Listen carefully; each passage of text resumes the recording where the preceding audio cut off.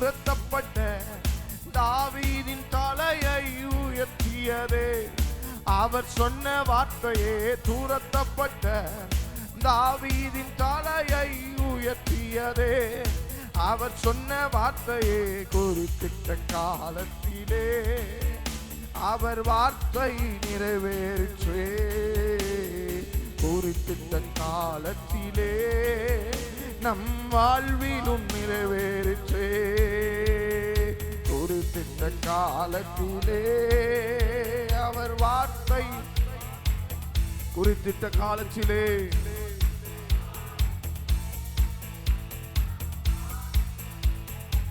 நல்ல கரங்களை தட்டி ஆமென் ஆமென்.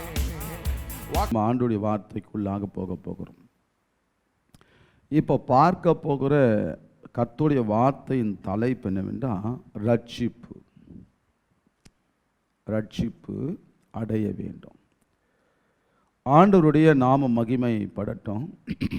ஏன் ரட்சிப்பு என்று சொல்லுகிறேன் என்றால், சிலுவையை பற்றிய உபதேசத்தை எவர்கள் நம்பி அதை ஏற்றுக்கொள்ளுகிறார்களோ அவர்களுக்கு தான் ரட்சிப்பு.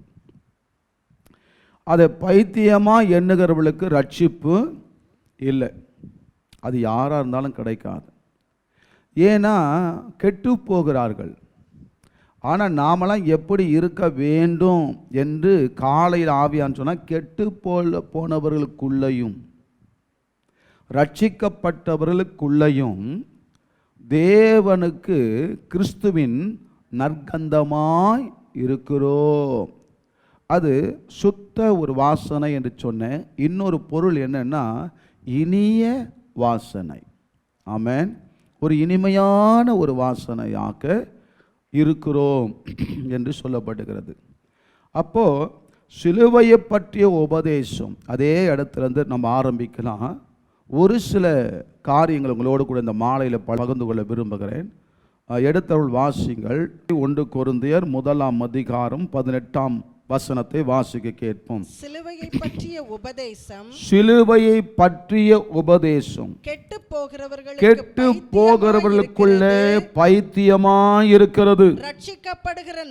ரட்சிக்கப்படுகிற நமக்கோ அது தேவ பலனாயிருக்கிறது. அப்ப சிலுவையை பற்றிய உபதேசம் இதுதான் ஒரு சிறந்த ஒரு தலைப்பாக அங்க சொல்லப்படுது. சிலுவையை பற்றிய உபதேசம்.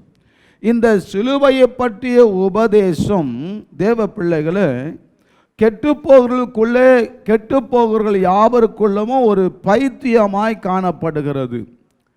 ஆனால் ரட்சிக்கப்படுகிற நமக்கோ அது தேவ பலனாய் இருக்கிறது. இந்த வார்த்தையை இந்த மாதம், இந்த 3வது மாதத்தில் கர்த்தர் நமக்கு வாக்குத்தத்தமாக கொடுத்திருக்கிறார். ஆண்டவர் இந்த மாதத்தில் தம்முடைய வித்தியாசமான ஒரு வார்த்தையை பரிசுத்த ஆவியானவர் நமக்கு வெளிப்படுத்தியிருக்கிறார். ரட்சிக்கப்படுகிற நமக்கோ, அப்போ ரட்சிக்கப்படுகிற நமக்கோ அது தேவ பலனாய் இருக்கிறதாம். அப்போ ரட்சிப்பு என்றால் டெய்லி நமக்குள்ள ரட்சிக்கப்படணும். ஏன்னா நம்ம என்றைக்கோ ஒரு நாள் ஆண்டவரை ஏற்றுக்கொண்டு ரட்சிக்கப்பட்டு ஒப்பு கொடுத்திருப்போம். மூழ்கி ஞானஸ்தானத்தையும் எடுத்திருப்போம். அன்றைக்கு இருந்த அந்த ஒரு பக்தி, அன்றைக்கு இருந்த கிறிஸ்துவுக்காக இருக்கிற அந்த வைராக்கியம், அந்த பரிசுத்தம், அந்த உண்மை இன்றைக்கு நமக்குள்ளே இருக்கிறதா என்று ஆராய்ந்து பார்த்தால் அது இல்லை. அப்போ அந்த ரட்சிப்பு எப்படிப்பட்டதா இருக்கிறதுன்னா தேவ பலனாக. அப்போ ஒரு மனுஷனுக்குள்ள ஒரு ரட்சிப்பு ஒரு தேவ பலனாக மாற்றுகிறது. ஆகதான் இந்த ரட்சிப்பு மாத்திரம் நம்ம வாழ்க்கையில் இழந்தரவே கூடாது. ரட்சிப்பு விசுவாசத்தினாலே கிருபையை கொண்டு ரட்சிக்கப்பட்டீர்கள் என்று சொல்லப்பட்டிருக்கிறது. அப்போ இந்த ரட்சிப்பு பார்த்தீங்கன்னா, நான் இன்றைக்கு காலையிலன்னு சொன்னேன், இலவசமாய் கிடைத்தது ரட்சிப்பு. அந்த இலவசமாய் கிடைத்த ரட்சிப்புக்கு இன்றைக்கு ஜனங்கள் மத்தியிலே ஒரு மதிப்பு மரியாதை இல்லாமல் போயிடுச்சு. அதை கஷ்டப்பட்டு வாங்கியிருந்தா அது நம்முடைய வாழ்க்கையில் அதை சரியாக காத்திருப்போம். அதற்கு ஒரே ஒரு பொருள் காரியத்தை சொல்லி ஆண்டவருடைய சத்தியத்துக்குள்ளே கொண்டு போக விரும்புகிறேன். மோசே காலத்திலே மோசே 40 நாட்கள் சீனாய் மலையில இருந்து காத்திருந்து ஜெபித்த போது ஆண்டவரே தோண்டி தம்முடைய மகிமையின் வல்லமையை வெளிப்படுத்தி அவர் அக்கினியை வெளிப்படுத்தி 10 கட்டளையை மோசேக்கு அவரே கொடுத்து அனுப்பினா 2 கற்பலகை என்று சொல்லப்படுது.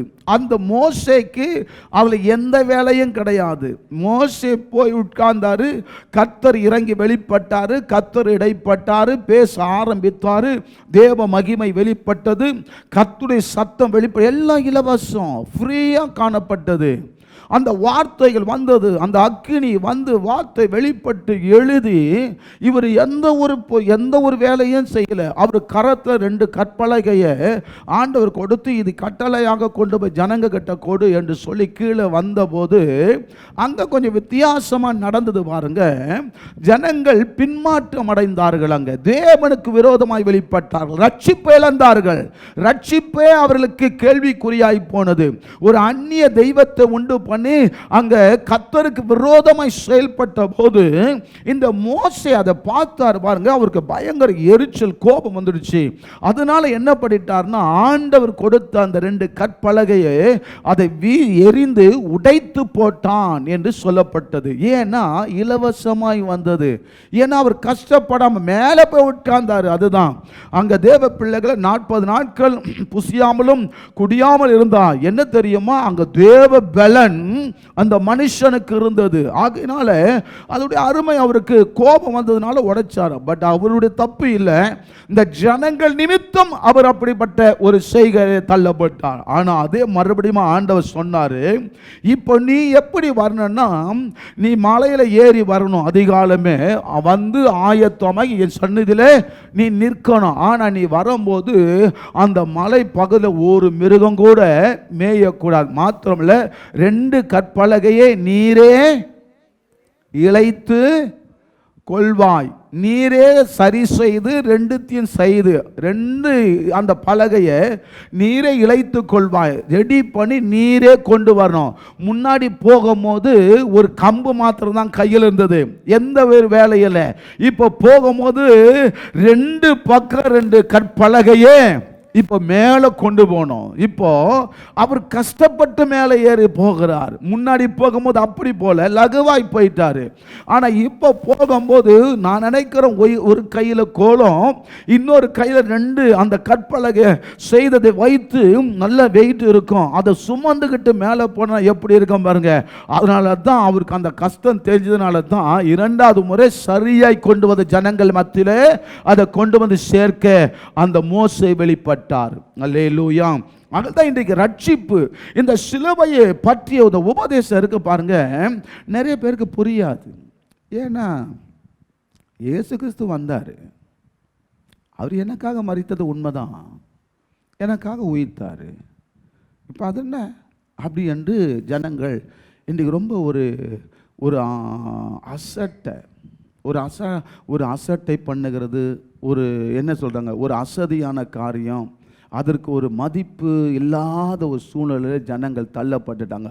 இன்னொரு கூட சொன்னால் ரொம்ப ஒரு நிர்விசாரம் என்று கூட சொல்லலாம் தேவ பிள்ளைகளை. ஆனால் ஆண்டவருடைய ரட்சிப்பு பார்த்தீங்கன்னா அது ரொம்ப வெளியேறப்பட்டது பிள்ளைகளை. ஒரு மனுஷன் ஒரு குடும்பம் ஆசீர்வதிக்கப்படுவதற்கு முதல் ரட்சிப்பு தான். நீங்கள் பாருங்கள், எவ்வளவோ சாட்சிகளை நீங்கள் கேட்பீங்க, எவ்வளவோ யூடியூப்லலாம் நீங்கள் பார்க்குறீங்க, அதிலெல்லாம் பார்த்தீங்கன்னா ரட்சிப்பு ஏராளமாக இருக்கிறது. ஆனால் ரட்சிக்கப்பட்ட மனுஷனை நீங்கள் தேடி பாருங்கள், குறைந்தவர்களாக இருக்கிறார்கள். ரட்சிக்கப்பட்ட மனுஷன் தான் ரொம்ப தேவை இன்றைக்கு. அதுதான் ரட்சிப்பு எல்லார்கிட்டையும் இல்லை. ஏன்னா வசனத்தை கேட்கிற பொழுது விசுவாசிக்கவில்லை, எல்லாரும் விசுவாசிக்கவில்லை, ஒரு சிலர் தான் விசுவாசிக்கிறார்கள் என்று வேதாகமத்தில் சொல்லப்பட்டிருக்கிறது. எல்லாரும் இயேசு கிறிஸ்துவை ஏற்றுக்கொள்ளுகிறதில்லை, ஒரு சிலர் தான் இயேசு கிறிஸ்துவை ஏற்றுக்கொள்ளுகிறார்கள். ஆக ஏற்றுக்கொள்ளுகிறவர்களுக்கு தான் ரட்சிப்பு வெளிப்படுகிறது. ரட்சிப்பு அப்படின்னா நம்ம வாழ்க்கையில எல்லாமே மாறி இருக்கணும். நான் அதை குறித்து சில வாரங்களுக்கு முன்னாடி சொன்னேன். ஒரு ரட்சிக்கப்பட்ட ஒரு மனுஷன் அல்லது ஒரு சகோதரி யாராக இருந்தாலும் சரி, அவங்களுக்குள்ள எல்லாமே மாற்றப்பட்டிருக்கும். அதுதான் ரட்சிப்பு. அவன் நடையில மாறி இருக்கும், அவன் பேச்சில் மாறி இருக்கும். கர்த்தருடைய பிள்ளைகள் ரட்சிப்பு இல்லை என்றால் அவங்க எப்படி வேண்டுமானாலும் பேசுவாங்க. ஒருவேளை நீங்கள் இப்படி கூட நினைக்கலாம், பாஸ்டர் சபைக்கெல்லாம் போகிறாங்க, கெட்ட வார்த்தைலாம் பேசுகிறாங்க, ரட்சிக்கப்படலை. ரொம்ப ஈஸியாக புரிந்து கொள்ளலாம். அதனால அவங்க சபைக்கு போகிறாங்க, அவங்க கெட்ட வார்த்தை பேசுறாங்க, அப்ப நாம கூட பேசுறோம் அப்படின்னு நினைச்சா நாம ரட்சிப்பை இழந்துருவோம். அவங்க அசிங்கமான வார்த்தைகள், கெட்ட வார்த்தைகள், இந்த உலகத்துக்கு வேண்டிய காரியங்கள் அவர் செய்கிறார்கள் என்றால் அதை நாம் பார்க்க கூடாது. நம்ம சபையில யார் ரட்சிக்கப்பட்டு இருக்கிறார்கள், யார் கர்த்தருக்கு பயப்படுகிறார்கள், யார் வேத வசனத்தை கை கொள்ளுகிறார்கள், யார் வேதாகமத்தை சுமக்கிறார்கள், யார் இந்த வேதத்தின்படி தன் வாழ்க்கையை மாற்றிக் கொள்ளுகிறார்கள், அவர்களை பாருங்க. எல்லாரையும் பார்க்காதீங்க. பரிசுத்தவான்கள் முடிவை பாருங்கள் என்று வேதத்தில் சொல்லப்பட்டிருக்கிறது. அந்த ரட்சிக்கப்பட்டவன் தான் பரிசுத்தவான். அந்த பரிசுத்தவான் முடிவு தான் சமாதானமாய் இருக்கும் என்று வேதத்தில் சொல்லப்பட்டிருக்கிறது. அதுதான் ரட்சிப்பு ரொம்ப ரொம்ப முக்கியம். அல்லேலூயா. ரட்சிக்கப்பட்டால் தான் ஜெபம் பண்ண முடியும். ஆமாம், அந்த ரட்சிப்பு இருக்கு பாருங்க, அது ஏசப்பா மேலே ஒரு பெரிய ஒரு கொள்ள ஆசை அது மேலே வந்துடும். அந்த ரட்சிப்பையே ருசிக்கணுங்க. டெய்லி அந்த ரட்சிப்பு இருக்கு பாருங்க, ருசிக்கணும். அப்படி அந்த ரட்சிப்பை இதெல்லாம் வேற யாருக்கு கிடைக்க வேண்டியது? என் ஆண்டவர் எனக்கு கொடுத்திருக்கிறாரு. என்னை விட பெரிய கல்விமானுக்கு கிடைக்க வேண்டியது ரட்சிப்பு. ஒன்றும் இல்லாமல் புறக்கணிக்கப்பட்ட எனக்கு கொடுத்திருக்கு. அங்கே தாவீது இப்படி சொன்னார், என் வீடு உமக்கு முன்பாக எம்மாத்திரம், உமக்கு முன்பாக நான் எம்மாத்திரம், என் குடும்பம். அப்படிதாங்க. இது இந்த ரட்சிப்புலாம் வேற யாருக்கோ கிடைக்க வேண்டியது, ஆனால் எனக்கு கொண்டு வந்து இதை இலவசமாய் கொடுத்திருக்கிறாரு. அகல்தான் கர்த்தர் இலவசமாய் கொடுத்ததை நாமும் கொண்டு போய் இலவசமாக அந்த சுவிசேஷத்தை கொண்டு போய் ஜனங்கள்கிட்ட சேர்க்கணும். அப்படிதான் அந்த ரட்சிப்பு வந்ததுன்னா மாற்றங்கள் வந்துக்கிட்டே இருக்குங்க. ஆமாம், ஒவ்வொன்றா மாறும். நம்ம மாற வேண்டியதே கிடையாது, அதுவே மாற்றம் நம்மையே. ஆமாவா? ஆமென். சரியா?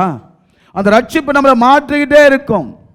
நீங்க ஜெபிக்க ஜெபிக்க, ஆண்டவரை நேசிக்க நேசிக்க, அவர் பாதப்படியில் ஒப்பு கொடுக்க என்னை வெறுமையாக்குகிறேன், தாழ்த்துகிறேன் ஆண்டவர் சொல்ல சொல்ல சொல்ல அந்த ரட்சிப்பு உங்களை அபரவிதமாக மாற்றிடும். அந்த ரட்சிக்கப்பட்ட ஒரு மனுஷனுடைய அவனுடைய தோற்றத்தை நீங்க வெளியில பார்த்தீங்கன்னா வித்தியாசமா இருக்கும். ரட்சிக்கப்படாத ஒரு மனுஷனையும் பார்க்கும்போது, ரட்சிக்கப்பட்ட ஒரு மனுஷனை நீங்க பார்க்கும்போது, ரெண்டு பேரும் அப்படி திரும்பி பாருங்க. இங்க ஒரு பிரகாசம் தெரியும், அங்க ஒரு இருள் தெரியும். அதான் ரட்சிக்கப்பட்ட வித்தியாசம். ரட்சிக்கப்பட்டவனை உங்களால் ஈஸியாக கண்டுகொள்ளலாம். அவனுடைய நடைகளில் ஒரு வித்தியாசம், அவனுடைய பேச்சில் வித்தியாசம், பார்வையில் வித்தியாசம், அவனுடைய ஒவ்வொரு செய்கையிலும் கர்த்தருடைய வல்லமை, கர்த்தருடைய நாம மகிமைப்படும். இன்றைக்கு எனக்குள்ளே அப்படிப்பட்ட தன்மை இருக்கிறதா என்று நீங்களும் அடியானும் ஒவ்வொரு நாளும் நினைத்து நினைத்து யோசித்து நம்மை நாமே ஆராய்ந்து பார்க்க வேண்டும். நான் இன்னைக்கு ரட்சிக்கப்பட்டு இருக்கிறேனா? நான் காலையில் வேலைக்கு போகிறேன், காலையில் காலேஜுக்கு போகிறேன், காலையில் எழுந்து ஸ்கூலுக்கு போகிறேன், காலையில் இருந்து ஷாப்பிங் போகிறேன், கடைகளுக்கு போகிறேன், வெளியே போய் வருகிறேன், மார்க்கெட்டுக்கு போயிட்டு வருகிறேன். இரவிலே ஆண்டவருடைய சமூகத்தில் ஒப்பு கொடுத்து இன்றைக்கு என் ரட்சிப்பை நான் காத்து கொண்டேன். ஆண்டவரே,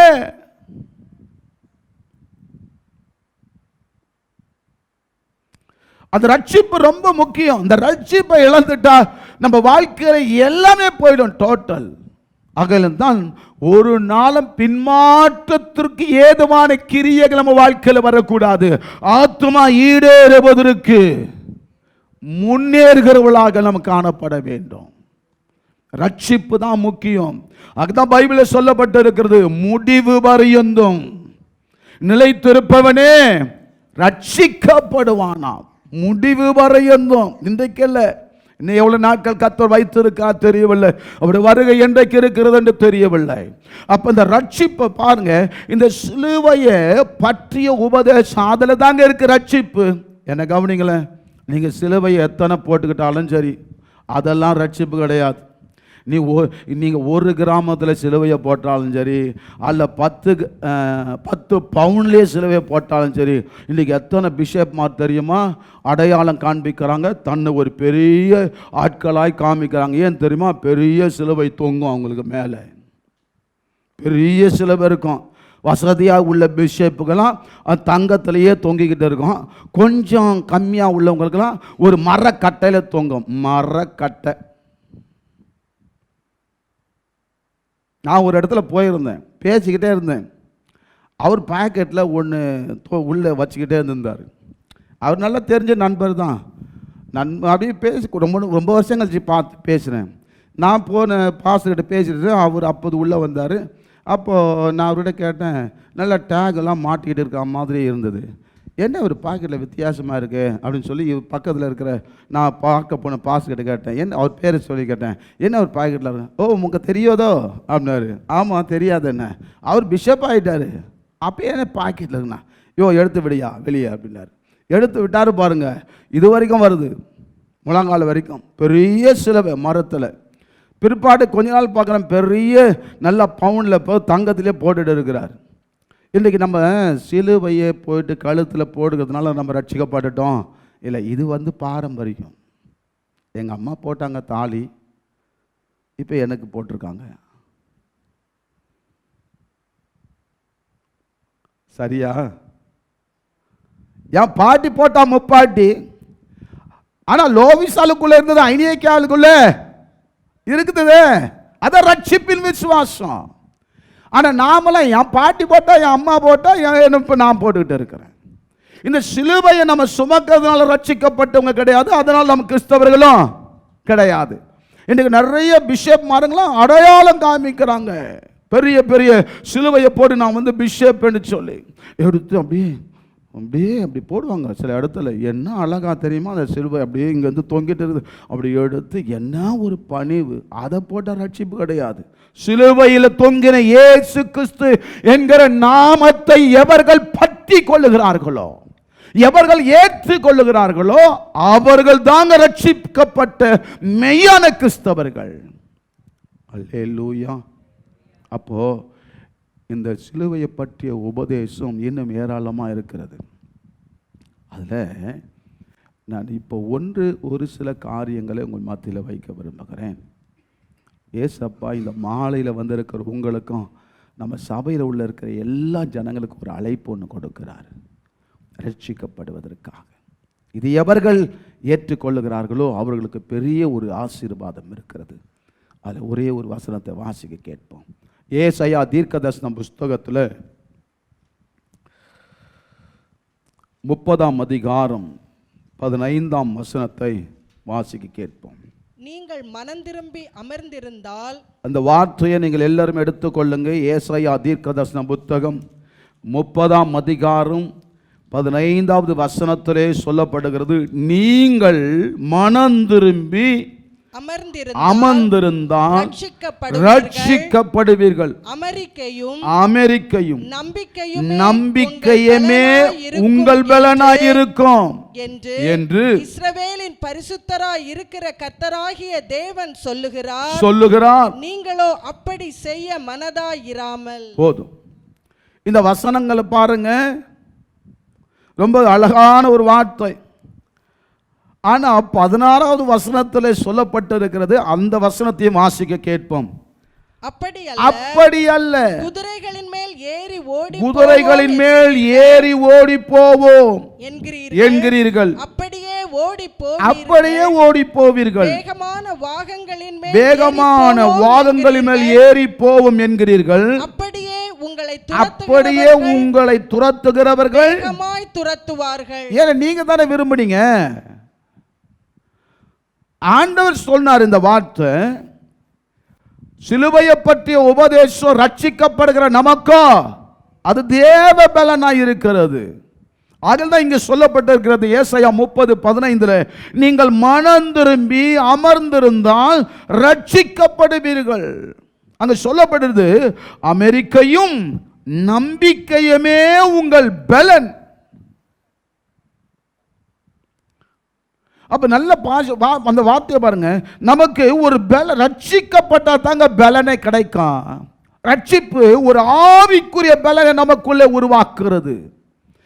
அந்த ரட்சிப்பு நமக்குள்ள வெளிப்பட நமக்குள்ள ஒரு தேவன் அசைவாடுகிறார், தேவ ஆவி வெளிப்படுகிறது, தேவ வல்லமை வெளிப்படுகிறது. அது நமக்கு ஒரு பலனை தருகிறது. ஆனால் 14 சொல்ல அப்படி அல்ல, குதிரைகளின் மேல் ஏறி ஓடி போவோம் என்கிறீர்கள். அதனால தான் சொல்ல ஓடி போ. நீ வேகமா ஓடு நினைச்சனா ஆண்டு சொல்றாரு, உன்னை துரத்துகிறவர்களும் வேகமாய் துரத்துவார்களாம். நம்ம என்ன பிரயாசப்படுமோ அதுதான் நமக்கு கிடைக்கும். நம்ம என்ன எதிர்பார்க்குமோ அதுதான் நமக்கு கிடைக்கும். அப்படி அல்ல, நாங்க ஓடி போவோம். ஓடு.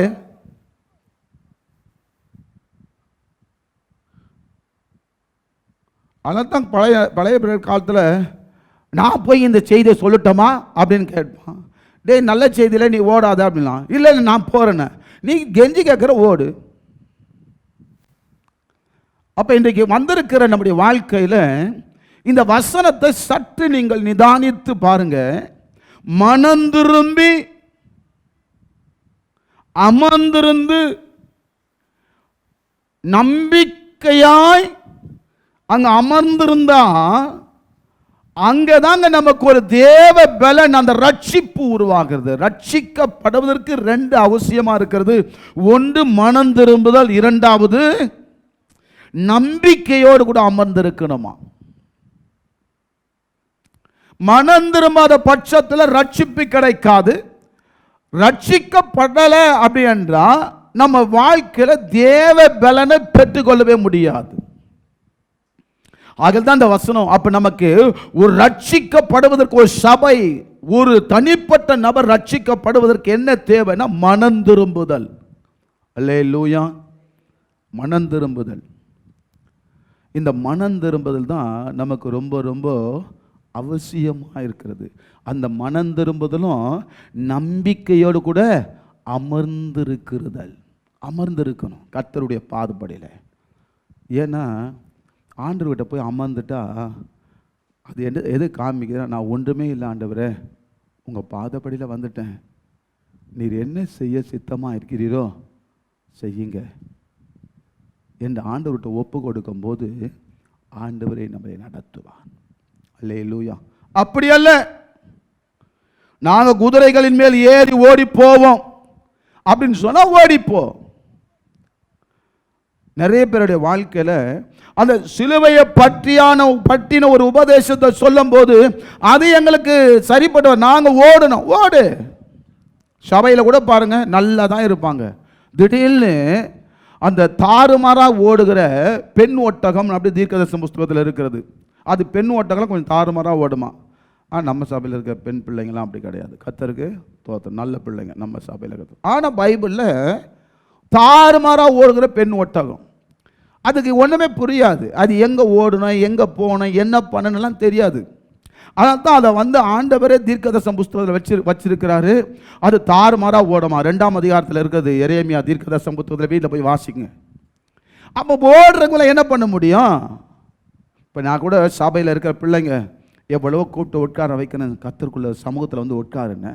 இல்லை எனக்கு நிறைய வேலை இருக்குது, நான் போகிறேன் அப்படின்னா என்ன பண்ண முடியும்? சொல்லி பார்ப்பேன். கேட்கலன்னா விட்டுருவேன். ஆண்டவர் கூட பார்த்தீங்கன்னா ரொம்ப நல்லவருங்க. அவரும் சொல்லி பார்ப்பார். பார்க்கலாமா அவர் என்ன சொல்கிறாருன்னு? அவர் ரொம்ப சொல்லி பார்க்கிறார். அவர் கூப்பிடுறாருங்க உங்களை, என்னையும் நீங்களும் நானும் பலவீனத்தோடு கூட இருக்கக்கூடாது என்று எண்ணி, நம்ம பலவீனம் இருந்தால் விழுந்து போயிடுவோம். அதனால உனக்கு தேவ பலன் தேவைப்படுகிறது. அந்த தேவ பலனை பெற்றுக்கொள்வதற்கு ரட்சிப்பு தான், அதுதான் மூல காரணம், அதுதான் முக்கியத்துவமாக இருக்கிறது. அந்த ரட்சிப்பு இருந்தால் தான் நமக்கு தேவ பலன் உண்டாகிறது. ஆகத்தான் சிலுவையை பற்றிய உபதேசம் கெட்டு போகிறவர்களுக்கு பைத்தியமாக இருக்கிறது. ரட்சிக்கப்படுகிற நமக்கோ அது தேவ பலனாக இருக்கிறது. இப்போ நம்ம ரட்சிப்பு எப்படி தெரியுமா? டெய்லி ரட்சிக்கப்படணும், அனுதினமோ. அது எப்படி ரட்சிக்கப்படணும்? மனம் திரும்பி. ஒன்று, அந்த ரட்சிப்புக்கு அவசியமானது 2 தான். ஒன்று மனம் திரும்புதல், 2வது கர்த்தரை நம்பி அமருகிறது தான், வேற ஒன்றுமே கிடையாது. ஒன்று மனம் திரும்பணும். நான் எந்த காரியத்தில் மனம் திரும்ப வேண்டும் என்று எனக்கு தெரியும். சபையே, நீங்கள் எந்த காரியத்தில் மனம் திரும்ப வேண்டும் என்று உங்களுக்கு தெரியும். ஆக நீங்கள் மனம் திரும்பி ஆண்டவரை நம்பி அவர் பாதப்படியிலே தன்னை ஒப்பு கொடுத்து அமர்ந்திருக்கிற பொழுது ஆண்டவரே அந்த ரட்சிப்பை கர்த்தர் கொடுத்து உனக்கு ஒரு தேவ பலனை உருவாக்க அவர் வல்லவராய் காணப்படுகிறார். நமக்கு உங்களுக்கு தெரியும் எந்த காரியத்தில் மனம் திரும்ப வேண்டும் என்று. எந்த காரியத்தில் ஒரு பெண் ஓட்ட மாதிரி தாறுமாறாய் ஓடிக்கொண்டிருக்கிற, எந்த காரியத்தை தாறுமாறாய் ஓடுகிறோம்? சபை இன்னைக்கு தாறுமாறாய் போய் கொண்டிருக்கிறது. ரட்சிப்பை இழந்து போன சபைகள் தேசத்தில் ஏராளம் ஏராளம். எங்கே பார்த்தாலும் சபைகள் தாறுமாறாய் போகிறது. சபைகளுக்குள்ள ஆராதனைகள் ஒழுங்கின்மையாய் காணப்படுகிறது. சபைகளுக்குள்ள சத்தியத்தை ஒழுங்கின்மை மாற்றி விட்டார்கள். சத்தியத்தை விட்டு போட்டு விட்டார்கள். வேதாகமத்தை கர்த்தருக்கு விரோதமாய் பயன்படுத்தி கொண்டிருக்கிறார்கள். அதே அவர்களுக்குள்ளே மனம் திரும்புதலும் கர்த்தருடைய சமூகத்திலே நம்பி கர்த்தருடைய பாதத்திலே ஒரு காத்திருக்கிற அனுபவம் இருந்திருந்தா இந்த சத்தியத்தை மாற்றியும் போட்டிருக்க மாட்டார்கள், விட்டு போட்டிருக்க மாட்டார்கள். இன்றைக்கு சபைகள் தாறுமாறாய் போயிருக்காது. சபை சபையாய் இருக்க வேண்டும். ஆனால் சபைகள்லாம் இன்றைக்கு உடைக்கப்பட்டு சின்ன பின்னமாய் மாறிக்கொண்டிருக்கிறது சபைகள். இப்போ இருக்கிறவங்கலாம் பார்த்தீங்கன்னா நிறைய ஊழியக்காரங்க கூட அவங்களுக்கு ஒரு கூட்டம் இருக்கணும்னு சொல்லி அவன் தாறுமாறாக நடத்துகிறாங்க. அவங்கவுங்க இப்போ என்னென்னா அவங்களுக்கு ஒரு கூட்டம் இருக்கணும். இப்போலாம் இயேசு கிறிஸ்துவுக்கு ஒரு கூட்டத்தை சேர்க்க வேண்டும் என்று அன்னைக்கு இல்லை. இயேசு கிறிஸ்துவை முன்னாக வைத்து அவரை மகிமைப்படுத்த வேண்டும் என்கிற சபைகள் இல்லை. ஏன்னா ரட்சிப்பு இல்லை. தனக்கு ஒரு கூட்டம், தனக்கு ஒரு மேன்மை, தனக்கு ஒரு பிரஸ்தாபம். ஏன்? இது ரட்சிக்கப்பட்ட இடத்துல இது ஒன்றைக்கு மேல கிடையாது. அதனால தான் தனக்கு தனக்கு தனக்கு என்று காண்பிக்கிறார்கள். இன்னைக்கெல்லாம் மாறி போய் கிடக்கிறது. ஆனால் இந்த காலத்தில் கர்த்தர் நம்ம இடத்துல விரும்புகிறார், தேவ பிள்ளைகளை மனம் திரும்பி கர்த்தரை நம்பி அவர் பாதப்படியில் ஒப்பு கொடுத்து சிலுவையை பற்றின உபதேசத்தை இந்த வேதாகமத்தில் நீ ஆராய்ந்து ஆராய்ந்து பார்த்து ஜெபிக்க ஜெபிக்க அந்த வார்த்தை தேவ பலனாய் மாறும். நீ ஒரு நாள் பலவீனமாக இருக்க மாட்டீர்கள், பலன் அடைவீர்கள். பலன் இருந்தால் தாங்க கர்த்தருடைய பிள்ளைகளை போராட்டத்தை ஜெயிக்க முடியும், சத்துருக்களை எதிர்த்து நிற்க முடியும். முழங்காலில் நின்றா தாங்க பலன் கிடைக்கும். ஆகதான் இன்றைக்கு எல்லாருக்குள்ள மனம் திரும்புதல் வேண்டும் என்று அன்றைக்கு யோவான் பிரசங்கித்தார். மனம் திரும்புங்கள், பரலோக ராஜ்யம் சமீபத்தில் இருக்கிறது.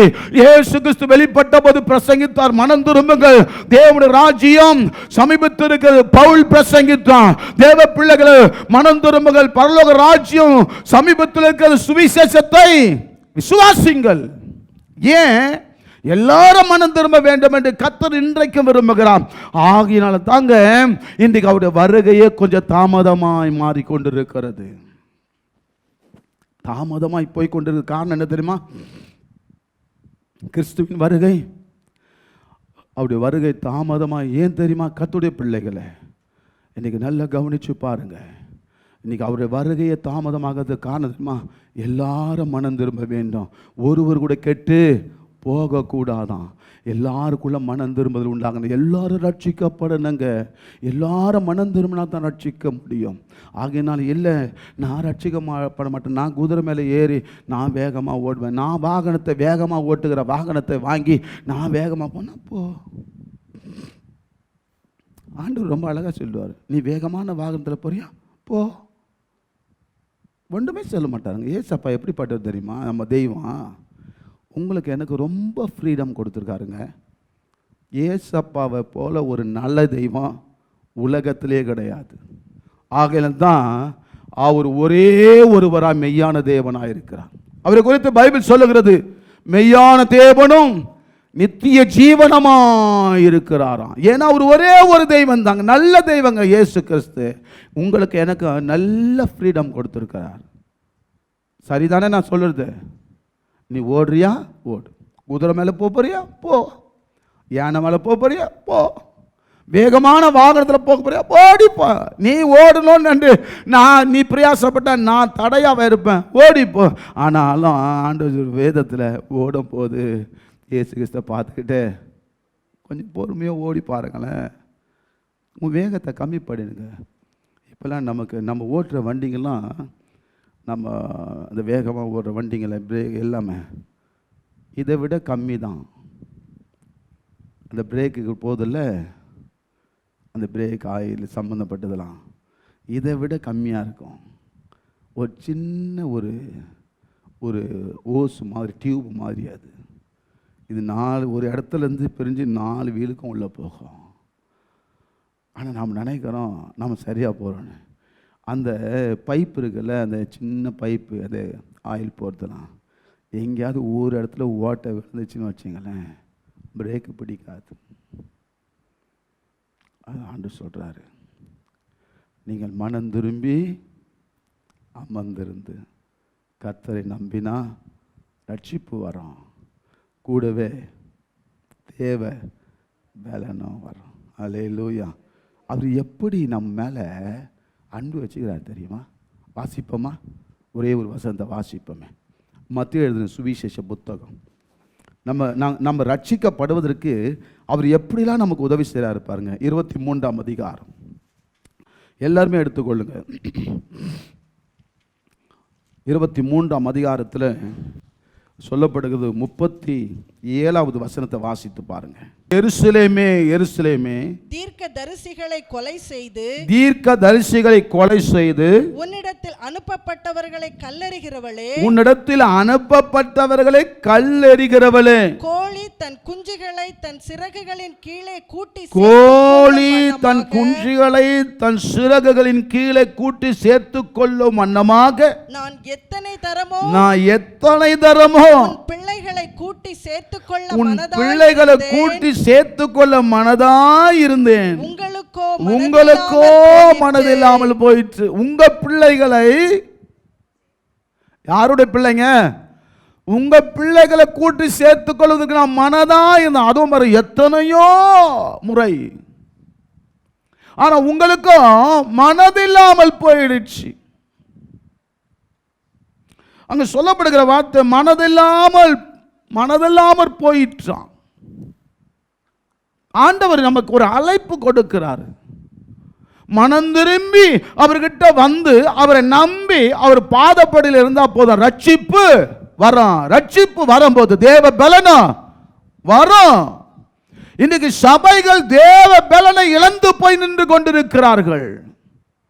ஆனா கர்த்தர் நம்முடைய சபையில் இருக்கிற ஜனங்களாகிய உங்களோடு என்னோடு கூட பரிசுத்த ஆவியானவர் அவருடைய வார்த்தையில கொடுத்து பேசி வருகிறார். நம்முடைய சபை பலவீனப்பட்ட சபையா இருக்கக்கூடாது, பலனடைகிற சபையா, அதாவது எழும்புகிற சிறகு, கழுகு தன் சிறகில் அடித்து எழும்புகிறது போல எழும்பக்கூடிய ஒரு சபையாக மாற வேண்டாம். இங்க ரொம்ப அழகாய் சொல்லப்படுகிற இந்த வார்த்தை மறுபடியும் நான் வாசிக்க சொல்லுகிறேன். நீங்கள் அந்த வசனத்தை கூர்ந்து கவனியுங்கள், ரொம்ப பிரயோஜனமாக இருக்கும். எருசலேமே, எருசலேமே, எருசலேமே, எருசலேமே, தீர்க்கதரிசிகளை கொலை செய்து உன்னிடத்தில் அனுப்பப்பட்டவர்களை கல்லெறிகிறவளே, கோழி தன் குஞ்சுகளை தன் சிறகுகளின் கீழே கூட்டி சேர்த்துக் கொள்ளும் வண்ணமாக நான் எத்தனை தரமோ உன் பிள்ளைகளை கூட்டி சேர்த்துக் கொள்ள மனதாய் இருந்தேன். உங்களுக்கோ மனதில்லாமல் போயிற்று. இந்த கோழி இருக்கு பாருங்க, அந்த கோழி, ஒரு தாய் கோழி தங்களுடைய குஞ்சுகளை தன்னுடைய சிறகுக்குள்ளே வைத்திருக்கும். அது உள்ள இந்த பக்கம் ஒரு 3, அது எத்தனை கோழி குஞ்சுகள் இருக்கிறதோ ஒரு 6, 7, 8 இருந்தால் இந்த வலது பக்கத்தில் ஒரு 3, 4 அல்லது இடது பக்கத்தில் ஒரு 3, 4 உள்ளவே இருக்கும். குறிப்பிட்ட நாட்கள் வரைக்கும் அது அவ்வளவு சீக்கிரமாக வெளியே வராது, அவ்வளவு அது பாதுகாக்கும். அந்த தாய் பறவையுடைய சிறகுக்குள்ள அது உள்ளே இருக்கும்போது ஒரு நாள் அது மூக்க மாத்திரம் தான் வெளியே விடும். பார்த்துருக்கீங்களா? அதெல்லாம் எங்களுக்கு பார்க்கறதுக்கு டைமா பாஸ்டர் நினைக்கிறீங்களா? அங்கே தாங்க ஸ்டார்டிங்கு. அதான் ரொம்ப முக்கியமான ஒரு டைமு. முதல்ல அந்த அழகாக இருக்கும் அந்த கோழி குஞ்சுங்க. பார்த்தீங்கன்னா அந்த மூக்கு அப்படி வெளியே விடும், அப்படியே கொஞ்சம் கொஞ்சமாக வரும். 2 கண்ணை பார்த்தீங்கன்னா அப்படியே உருண்டு அப்படியே கோழி மாதிரி இருக்கும். அப்படி வந்து பார்க்கும், கொஞ்சம் உலகத்தை பார்க்கும் பாருங்கள், கொஞ்சம் வித்தியாசமாக இருக்கும். ஏன்னா அந்த தாய் சிறகுகளுக்குள்ளே அது அப்படியே அடைக்கலமாக இருக்கிறது. ரொம்ப சேஃப்டி தெரியுமா அதுக்கு. இது ஒரு நாள் என்ன பண்ணுதுன்னா கொஞ்சம் வெளியே வருதுங்க எல்லாமே. ஆனாலும் அந்த கோழி குஞ்சுங்க அப்படியே அங்கங்கே அப்படியே மேய்ந்து கொண்டே இருக்கும்போது இந்த தாய் பறவை இருக்க பாருங்க, அது எவ்வளவு தான் அதுக்கு ஆகாரத்தை அது தேடிக்கொண்டு இருந்தாலும் அது கவனம் தன் குஞ்சுகள் மேலே வைத்திருக்கும். ஒருவேளை அது அப்படியே ஸ்ப்ரெட் ஆகி அப்படியே ஒரு அங்கங்கே அப்படியே ஸ்ப்ரெட் ஆகி அப்படியே மேய்ந்து கொண்டு இருக்கும்போது மேலே இருக்கிற ஒரு கழுகோ பறந்தோ வந்து வேகமாய் வரும். அப்போ அந்த தாய் பறவை பார்த்துடுச்சுன்னா அது ஒரு கூக்குரலிடும். அந்த சிறகு இருக்கு பாருங்க, அந்த ரக்கையை அப்படியே வேகமாக அடிக்கும், பட்ட மடன் அடிக்கும். அந்த சத்தத்தை கேட்ட உடனே அந்த குஞ்சுகள் என்ன ஆகுனா, ஓஹோ ஏதோ அம்மா நமக்கு ஒரு சிக்னல் கொடுக்கறாங்க, ஒரு ஆபத்து வந்திருக்கு, ஓடி வேகமா அதுக்குள்ள போயிடும். அப்போ மேல இருந்து வந்து வருகிற பரந்தோல கழுக வந்து வேகமா கீழே இறங்கும் போது எல்லா தாய் அந்த ரக்கைக்குள்ள போனதுனால அதற்கு ஆகாரம் கிடைக்காமல் ஏமாந்து போயிடும். இன்றைக்கு நரகத்துக்கு நேராய் ஓடிக்கொண்டிருக்கிற ஜனங்களை என் ஆண்டவர் இயேசு ஒரு தாய் பறவை போல சபைகளுக்கு ஒரு அழைப்பு கொடுக்கிறார். வரணும். இந்த அழைப்பை ஏற்றுக்கொண்டு அந்த சிலுவையை பற்றிய உபதேசத்துக்குள்ள வருகிற பொழுது தாங்க ஒரு பாதுகாப்பும் ஒரு பலனும் இருக்கிறதாங்க. உங்களுக்கு தெரியுமா, அந்த தாய் பறவை தன்னுடைய ரக்கையை உயர்த்தி வேகமாக அடித்து அது ஒரு குரல் கொடுக்கும் போது அந்த கர்த்தருடைய பிள்ளைகள், அந்த கோழி குஞ்சுகள் அருகாமல் இருந்தாலும், உள்ளே வராமல் அருகாமல் இருந்தாலும் அதுக்கு ஆபத்து தான். ஏன்னா அது வெளியே இருக்கிறது. இப்ப தாயுடைய தப்பு இல்லை, அந்த குழந்தைகளுடைய தப்பு. நீ எவ்வளவு தாய் அந்த அருகாமல் இருந்தாலும் அந்த ஆபத்து வரும்.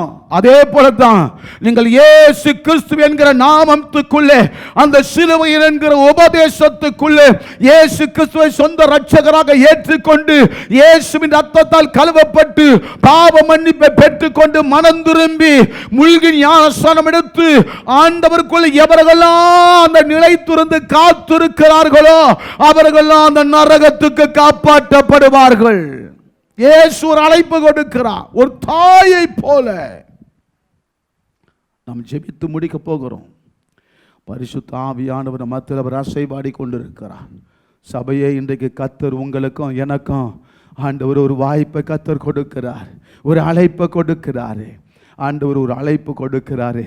இந்த அழைப்பை பெற்றுக்கொள்ளுகிற, இந்த அழைப்பை ஏற்றுக்கொண்டு சிலுவையின் நிழலில் வந்து பாருங்க, சிலுவையின் உபதேசத்தில் வந்து பாருங்க. கொஞ்சம் கடினமாக தான் இருக்குங்க, கொஞ்சம் கடினமாக தான் இருக்கும்.